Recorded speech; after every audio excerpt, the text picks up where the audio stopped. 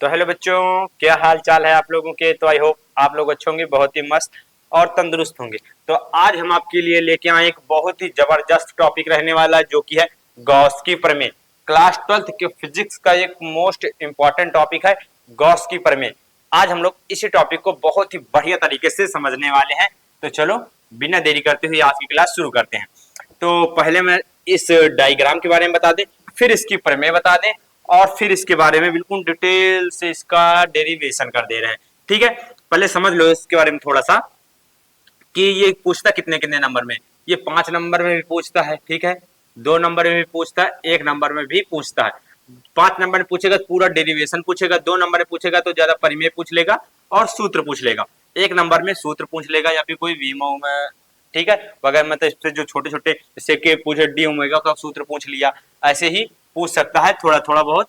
ठीक है, तो आप लोग इसको बिल्कुल डिटेल से समझिए और सारे क्वेश्चन को आप लोग जवाब दे पाएंगे। ठीक है, तो समझो, पहले इसके डायग्राम के बारे में बता दें, फिर इसके बारे में परिमेय बताते हैं इसकी। ठीक है, तो समझो ये कोई एक वृत्त है, ठीक है, एक कोई एक ये गोला है, और जिसके एक बिंदु ओ पर एक प्लस क्यू आवेश रखा हुआ है, जिसके आर दूरी पर, देखो समझो, जिसके आर दूरी पर एक बिंदु पी है, जिसकी आर दूरी पर एक बिंदु पी है, और उसकी परिधि पर, ठीक है, उसकी परिधि पर एक बिंदु आर दूरी पर, ठीक है, उसकी जो इसके यहाँ आर जो इसकी प्लस क्यू की और प्लस बिंदु पी की जो दूरी है वो आर है, और इसकी परिधि पर एक सूक्ष्म सा एक गोला और है जो कि डीए क्षेत्र है। ठीक है, जिसका क्षेत्र जो गोले का है वो डीए है, और इस पे एक विद्युत क्षेत्र ई है और डीए, ठीक है, वेक्टर डीए है। ठीक है,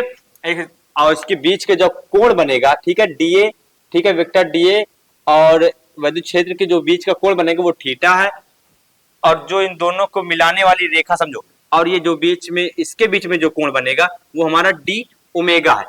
आप जो चाहे इसके बारे में उत्पत्ति डाल के लिख सकते हैं, आप चाहे ना चाहे तो कोई दिक्कत नहीं है, बाकी लिख देंगे तब भी सही रहेगा, नहीं लिखेंगे फिर भी कोई दिक्कत नहीं है। आप लिखेंगे तो आपका ज्यादा इंप्रेशन पड़ेगा एग्जामिनर के ऊपर। ठीक है, तो आप लोग लिख सकते हैं इसके बारे में। यदि तो आप लोग लिखेंगे क्या कि माना एक गोला, ठीक है, माना एक गोला है जिसके एक बिंदु ओ पर एक प्लस क्यू आवेश रखा हो, जिसके आर दूरी पर एक बिंदु पी है, जो कि गोले के परिधि, जो गोले जो बड़ा गोला है उसकी परिधि पर एक क्षेत्र डी है, जिस पर रखा हुआ है, जो बिंदु पी है वो रखा हुआ है। ठीक है, क्या समझे, ये बिंदु पी पर रखा हुआ है, ठीक है, जिसका विद्युत क्षेत्र ई और जिसका बिंदु क्षेत्र जे है, जो ना एक सूक्ष्म क्षेत्र वेक्टर डीए है, ठीक है, जिनके बीच का कोण थीटा है।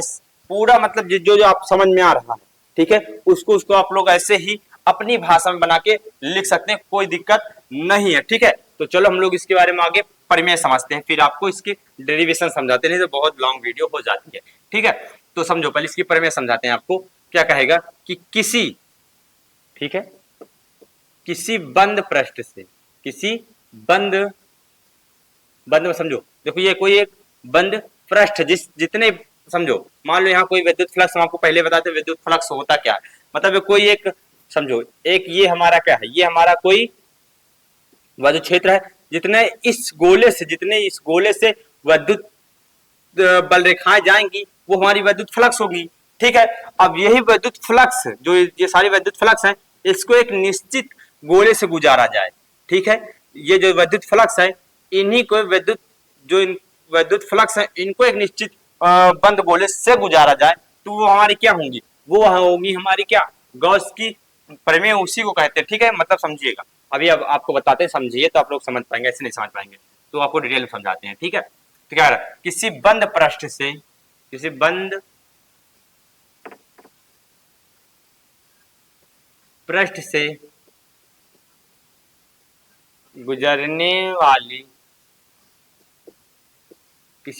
गुजरने वाली वैद्युत फ्लक्स, क्या कह रहा है, किसी बंद पृष्ठ से गुजरने वाली वैद्युत फ्लक्स ठीक है, उस आवेश के, ठीक है, उस आवेश, जो आवेश रखा हुआ है उस गोले में, ठीक है, जो उस गोले में रखा हुआ उस आवेश के 1/ε0 के गुना होता है, ठीक है, के गुना होता है।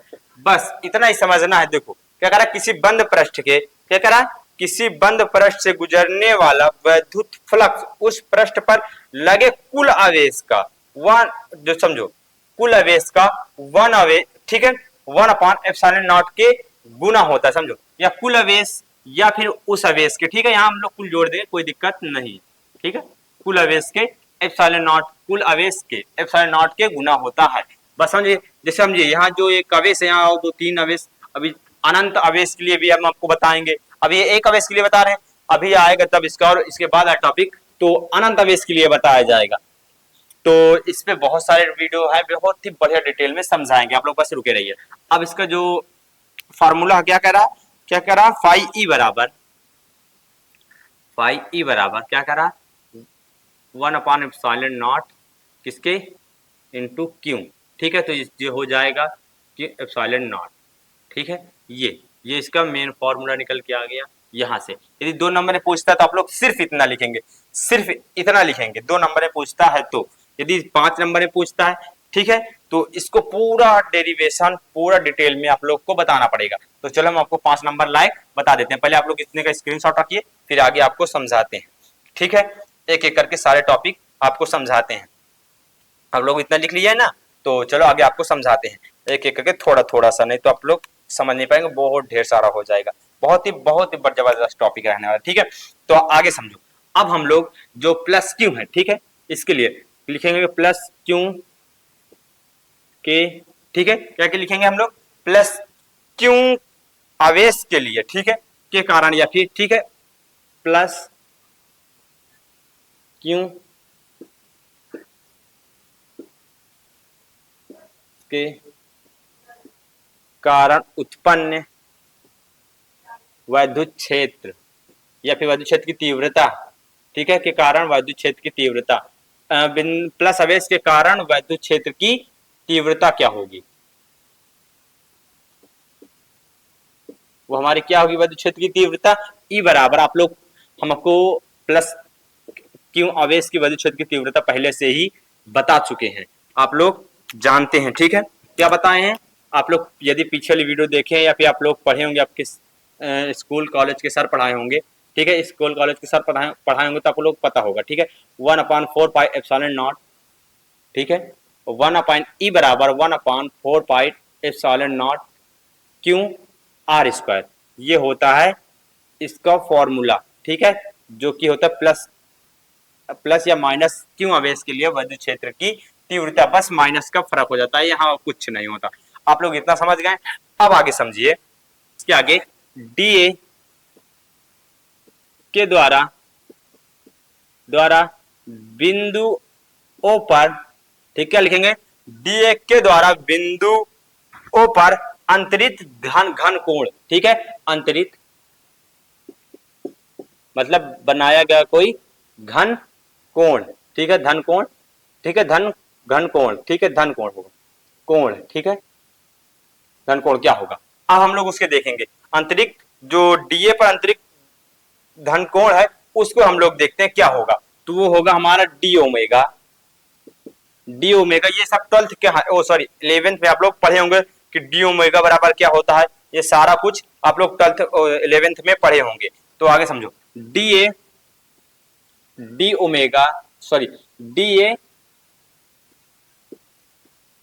कॉस थीटा क्या होगा, D A cos theta are square, जो होता है डी ओमेगा बराबर होता है क्या होता है, डी ए कॉस थीटा, ठीक है, D A cos theta are square, बस इतना समझिए, इसे आप लोग जरूर याद रखिएगा, क्योंकि अभी हम लोग इसे इरेज कर देंगे तो आगे ये काम आएगा, बहुत ही ज्यादा सरल है, बस आप लोग छोटी छोटी, बस ऐसे एक एक लाइन के छोटे छोटे चीज आपको लिखना है और सारा डेरिवेशन हो जाएगा। अब हम लोग लिखेंगे डीए क्षेत्र से, जो डीए क्षेत्र है, समझिए, जो डीए क्षेत्र है उससे गुजरने वाला जो वैद्युत फ्लक्स है उस पर हम लोग निकालेंगे। समझो, ये जो हमारा डीए क्षेत्र है, जितने इतना है, सिर्फ ये इतना, ये छोटा सा गोला है ना, इस पर जो वैद्युत क्षेत्र गुजर रहा है उस पर हम लोग निकालेंगे। तो हम लोग यहां लिखेंगे, हम लोग क्या लिखेंगे, डीए क्षेत्र, ठीक है, डीए क्षेत्र से गुजरने वाला वैद्युत फ्लक्स। तो हम लोग वैद्युत फ्लक्स निकालेंगे इस पर, किस पे, डीए क्षेत्र पर। वो जो छोटा सा क्षेत्र दिख रहा है, समझिए आप लोग, इसलिए हट जाए कि आप लोग आसानी से लिख सकें, पढ़ सकें, समझ सकें इसके बारे में, ठीक है। तो हम लोग क्या लिखेंगे, डीए क्षेत्र पर गुजरने वाला वैद्युत फ्लक्स। आप लोग डीए क्षेत्र के बारे में, बिल्कुल छोटा सा जो फ्लक्स है उस पर हम लोग ध्यान देंगे, ठीक है। तो हम लोग यहां से देखते हैं, इससे यहां से हम लोग लिखते हैं आगे से, ठीक है, और इसके बाद हम लोग इरेज कर देंगे, ठीक है, यहां से इसके बाद हम आगे लिखेंगे तो इरेज कर देंगे। यहां समझिए क्या कह रहा है, डीए, डीए डीए क्षेत्र से गुजरने वाला वैद्युत फ्लक्स। तो वैद्युत फ्लक्स ई किस पर, डीए पर है ना, तो ई होगा ई डीए, ठीक है, ये होगा इस पर वैद्युत फ्लक्स, ठीक है। अब हम लोग इसके आगे लिखते हैं। आप लोगों ने पढ़ा होगा, अभी हम लोग पीछे आपको आगे भी पढ़ाए थे, तो क्या पढ़ाए थे कि, क्या पढ़ाए थे आपको कि चूंकि ईडी बराबर होता है, ठीक है, ईडी बराबर क्या होता है, ईडी बराबर हो जाता है EDA cos theta, EDA cos theta हो जाता है। तो हम लोग यहाँ क्या लिख सकते हैं, यहाँ हम लोग लिख सकते हैं ईडीए कॉस थीटा लिख सकते हैं। तो हम लोग उसी प्रकार लिखेंगे फाई ई बराबर, सॉरी डी फाई ई बराबर, ठीक है, फाई डी बराबर क्या होगा, ई डीए कॉस थीटा। बस हम लोग इतना इसे लिखेंगे। आप लोग इतना समझ गए, आप लोग यहाँ तक समझ गए कि नहीं, आप लोग सिर्फ समझिए, आप लोग यहाँ तक समझ गए हैं तो आप लोग थंब का इमोजी जरूर कमेंट करिए कि हम लोग सर यहाँ तक समझ गए हैं, बिल्कुल सरल और सिंपल तरीके से। देखो, जो समझ में ना आए आप लोग वहीं पे कमेंट कर सकते हैं कि सर हमें ये टॉपिक समझ में नहीं आया, हमें फिर से बता दीजिए, या फिर हम आपको इस टॉपिक के बारे में बिल्कुल अच्छे से फिर से समझा देंगे, ठीक है। तो आप लोग कहाँ पहुंच गए, हम लोग पहुंच गए हैं डीए, ठीक है, हम लोग पहुंच गए D phi DA cos theta, ठीक है, हम लोग पहुंच गए डीए कॉस थीटा के बारे में।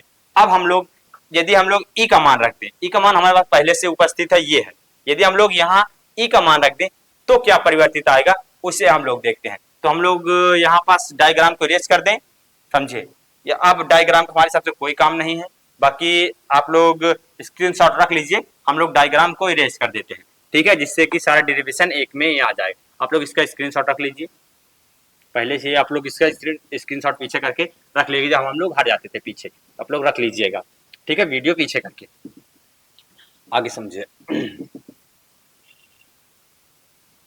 यहां तक हो गया। अब हम लोग इसको यहां से यहां ले जाते हैं, देखिए तीर लगे हुए हैं, आप लोग आसानी से समझिएगा और इसे आप लोग भूलिए भटकेंगे नहीं, कहां से कहां गया, यहां से यहां आया, यहां से ऊपर गया, ठीक है। अब हम लोग फाई डी फाई ई बराबर हम लोग लिखेंगे अब रेड पेन से ही दिखाएंगे इसे, क्योंकि थोड़ा सा और बचा है, बस थोड़ा सा है, आप लोग समझिए। बराबर क्या होगा, हम लोग यहाँ ई का मान रखेंगे, यदि हम लोग ई का मान ये है, ई का मान इतना बस उठा के हम लोग यहाँ ई का मान पर इस स्थान पर रख देंगे। तो हम लोग ई का मान रखते हैं, जब ई का मान रखेंगे क्या होगा, 1/4 पाई एप्सिलॉन नॉट क्यों आर स्क्वायर, उसके बाद डीए कॉस थीटा, ठीक है, बस इतना इतना समझना है, डीए कॉस थीटा ये आ गया हमारा। अब हम यदि आर को इसके बाहर निकाल लें, ठीक है, अब हम लोग इसको बाहर निकाल लें, यदि समझिए, इसको बात समझिए, हम आगे करते हैं। एक एक बात को ध्यान से देखिए, बिल्कुल ध्यान से देखिए, जो समझ में ना आए कि कहां से कैसे हो गया तो आप लोग उस पर जरूर कमेंट करिएगा, ठीक है। तो हम लोग यहाँ से बाहर निकालते हैं 1/4 पाई एप्सिलॉन नॉट को बाहर निकाल लेंगे, यहाँ बचेगा क्यों, ठीक है, यहाँ पर बचेगा क्यों को भी बाहर निकाल लेना पड़ेगा, ठीक है, क्योंकि हमें जो चाहिए वो इतने में ही काम हो जाएगा हमारा, ठीक है, DA cos theta are square, अब समझिए ये किसी के तरीके दिख रहा है, ये किसी का तरीके दिख रहा है। यहाँ देखिए ये है ना डी ओमेगा, ये डी ओमेगा के तरीके दिख रहा है ना। ये देखो d A cos theta are square, तो d A cos theta are square ये इसके तरीके दिख रहा है ना। तो अब आगे समझिए इसके तरीके दिख रहा है, तो हम लोग इसके स्थान पर क्या रख देंगे, इसके स्थान पर हम लोग लिख देंगे डी ओमेगा, हम लोग इसके स्थान पर रख देंगे डी ओमेगा। तो आगे समझिए हम लोग इसके स्थान पर क्या रखेंगे, डी फाई ई बराबर क्या होगा, डी फाई ई बराबर Q not 4 pi epsilon not, इसके स्थान पर हम लोग लिखेंगे डी ओमेगा। ठीक है, डी ओमेगा, तो हम लोग इसको लिखते हैं एक बंद पृष्ठ पर। ठीक है, इसे हम लोग एक बॉक्स में जो मेन फॉर्मूला होता जाए उसे हम लोग एक बॉक्स में पैक करते चलते हैं, जिससे कि एग्जामिनर का एक बढ़िया इंप्रेशन पड़े कि ये बच्चे को इस बारे में जानकारी बढ़िया से है। ठीक है, तो आगे समझो हम लोग यहाँ तक पहुंच गए, इसे हम लोग एक बॉक्स में पैक करेंगे। अब देखो इसका तो जो इसका विद्युत फ्लक्स का था, एक छोटे वाले का जो छोटे भाग का था ऊपर, ये समझिए जो एक छोटे डीए भाग का था, इसका हम लोग विद्युत फ्लक्स निकाल चुके हैं, ये आया। यदि हम लोग पूरे संपूर्ण का निकालना हो तो उसके लिए हम लोग क्या लिखेंगे, अब हम लोग इसके बाद लिखेंगे कि संपूर्ण, ठीक है, संपूर्ण जो है संपूर्ण पृष्ठ का गुजरने वाला विद्युत फ्लक्स, तो हम लोग क्या लिखेंगे, संपूर्ण, अलग कलर की पेन से दिखाते हैं। ठीक है, संपूर्ण पृष्ठ का विद्युत फ्लक्स, का गुजरने वाला विद्युत फ्लक्स, ठीक है, का विद्युत फ्लक्स।